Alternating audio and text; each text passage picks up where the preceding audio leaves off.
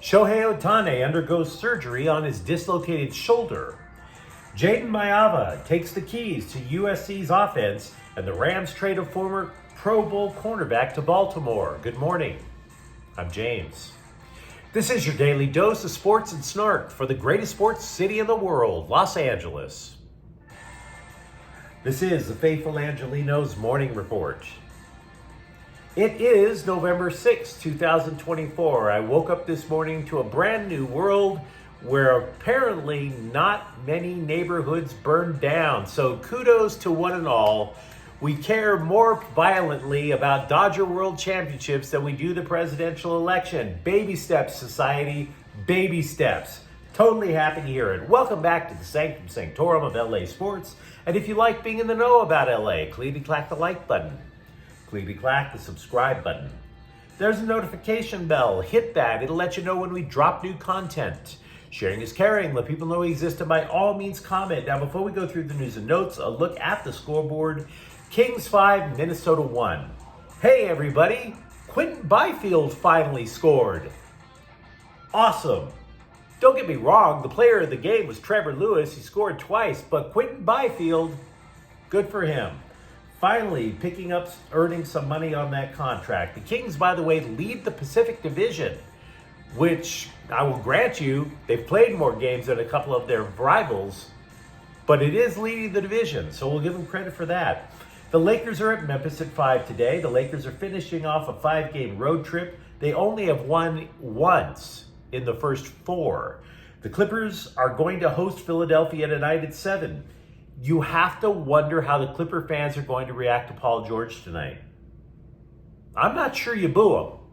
You know, his leaving LA was complicated thanks to the current NBA salary cap. Do you really blame him in that sense? But that's when things start getting complex. You start talking about first aprons, second aprons, this, that, and the other. Most people, especially after you pour a few beers down their throat, really don't want to hear it. So I'm definitely interested because George will play, Kawhi Leonard will not. So it's not exactly Leonard versus George. What would the fans' reaction be? Joel Embiid will not be on the court, by the way, because he doesn't have anybody to shove. Let's get to the news. After he blasted out his shoulder sliding into second base in Game 2 of the World Series, Shohei Ohtani, he goes to the Bronx claiming everything was hunky-dory.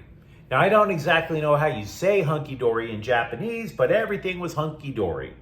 Obviously, it wasn't. Because even though the shoulder wasn't totally separated, if you saw the guy run the bases, he looked like a teenage girl running on the beach with a broken bikini strap. It was very weird looking. It was obvious from that he was going to need surgery. So he got his surgery. He repaired a torn labrum. They expect him to be okay in time for spring training. They believe he'll be okay to pitch in spring training, although this obviously kind of throws the calendar off a little bit for him. How much did the shoulder impact the likely National League MVP during the series? Hard to say exactly how much, but even when his shoulder was fine in the World Series, he wasn't hitting. Overall against the Yankees, he went 1 for 19. Now, if there is a plus, this was to his non-pitching shoulder. He had Tommy John surgery to the pitching elbow. So again, for pitching next year, we're probably looking at all systems go. But for everything I'm telling you, there is a caveat. Cody Bellinger had the same shoulder injury in the 2020 World Series. Remember how his offensive output went after 2020 in Dodger Blue? Fell into a pit and did not emerge until he wound up playing for Chicago. So, I'm not predicting he's going to be Cody Bellinger, but Cody Bellinger was an MVP too. So, we'll have to wait and see.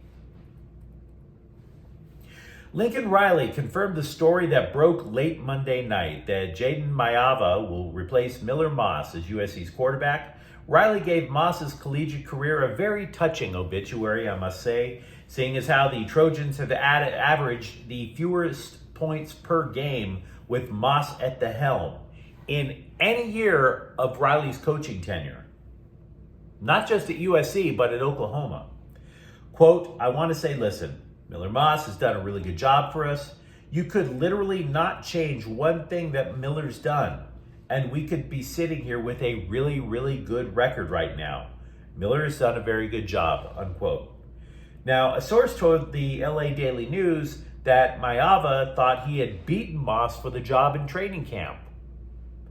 The source then added that Maiava came to realize he was still a raw product, still needed to learn the offense, still played mostly on instinct. But now he understands the offense. Now, I'll be honest with you. That sounds like everybody's getting a little too high on their own supply. I want to see how he actually looks on the field before we start cantonizing him the next great mobile quarterback coached by Lincoln Riley. Give me a name instead of the source. Then I'll be able to figure out if I can say that quote's the real deal. You can't expect much in a trade of a benched cornerback coming off an Achilles tendon tear, right? Even if the guy was a Pro Bowler, how much can you possibly expect to get in return? The Rams then gave Tre'Davious White a lifeline to seek a trade and possibly get playing time because it's nice. Otherwise, the dude would have languished at the end of the Rams bench. White is going to Baltimore. He was traded just before the NFL trade deadline yesterday. He's going to Baltimore along with a 7th-round pick in 2027. In return, the Rams get the Ravens' 7th-round pick for 2026. In other words, they get pretty much nothing in return. White started 4 games for LA after building his rep as one of the NFL's best cornerbacks over in Buffalo until his Achilles went snap. He stunk up the joint at SoFi. He's going to get a chance to play in Baltimore. The Ravens are butt naked last in the league in pass defense. So the scribes are looking at this deal in a vacuum, in a fishbowl, and they've decided, what in the hell were the Rams thinking? They suck. They lose this trade. But grades simply aren't the point. Who wins the trade simply isn't the point. White didn't fit. He wasn't going to play. And the Rams were going to get squat for him no matter what they did. Now, they've given him a chance to play.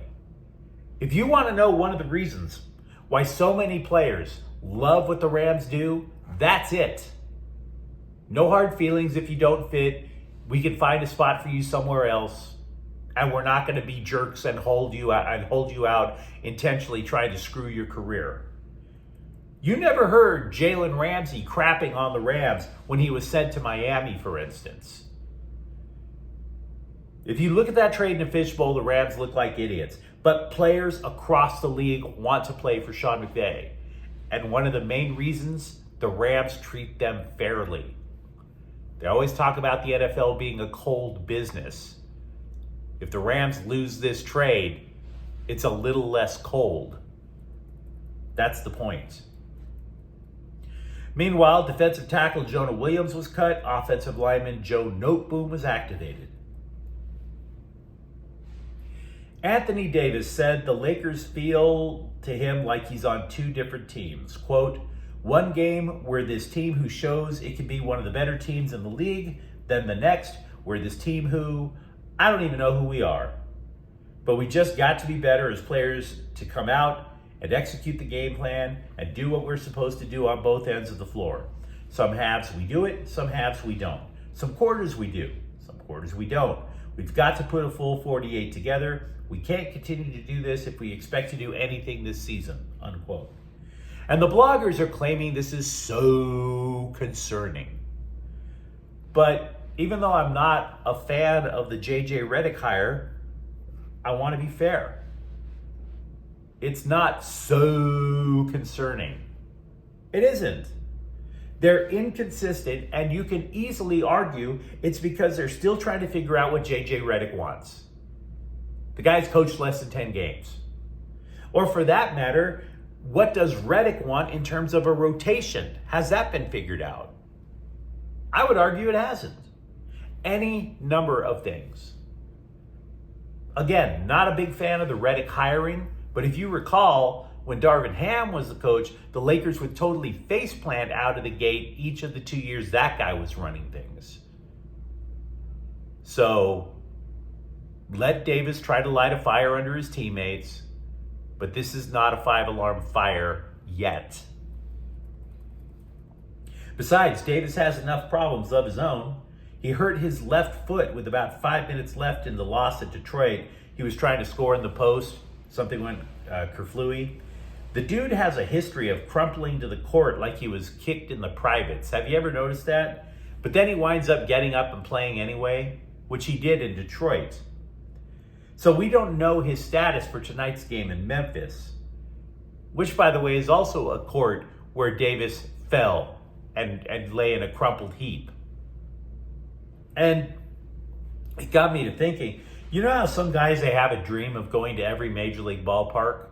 By the way, I did do that. Trust me, you don't want to go to every major league ballpark, but I digress.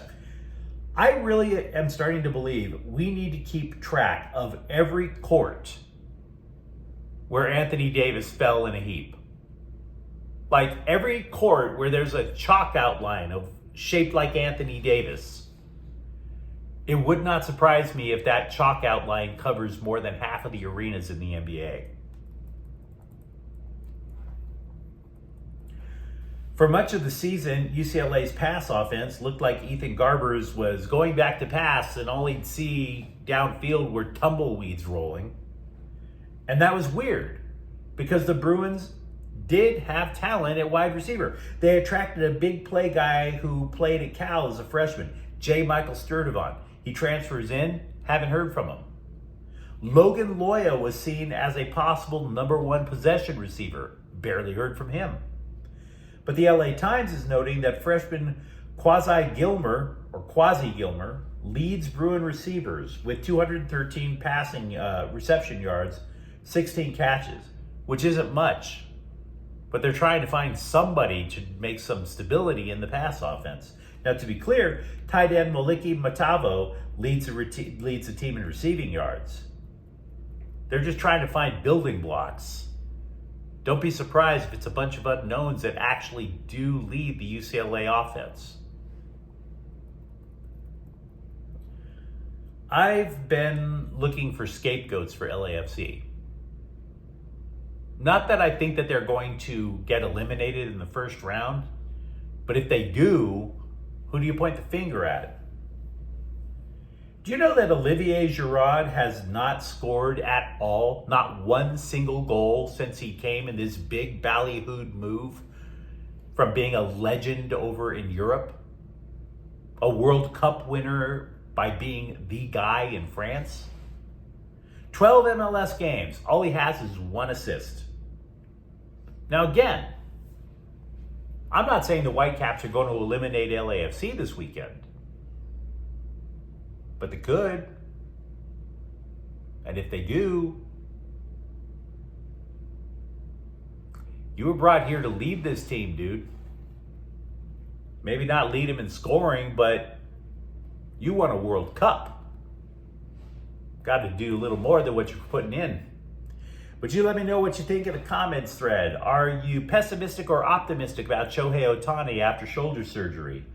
Speaking of pessimism versus optimism, what about Jayden Maiava as the USC quarterback? And if you enjoyed the content, don't forget to subscribe to Faithful Angelenos. We're talking LA sports every single day here. Thank you for watching. I'm James. We'll be back tomorrow. Faithful Angelenos is a Kian Cortel Queso production. Take care.